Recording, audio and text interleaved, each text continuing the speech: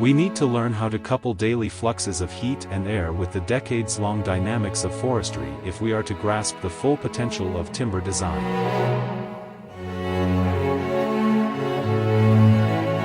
The thermal propensities of wood are perhaps the most immediately sensible to us. There are a number of physiological reciprocities between our bodies and massive timber buildings. Among them is the often colloquial but quantifiable association of warmth with wood. The thermal properties and behaviors specific to wood are not fully articulated in building science or in the wood industry, but they could impact how we come to characterize the thermodynamics, thermal potential, and ecologies of timber building.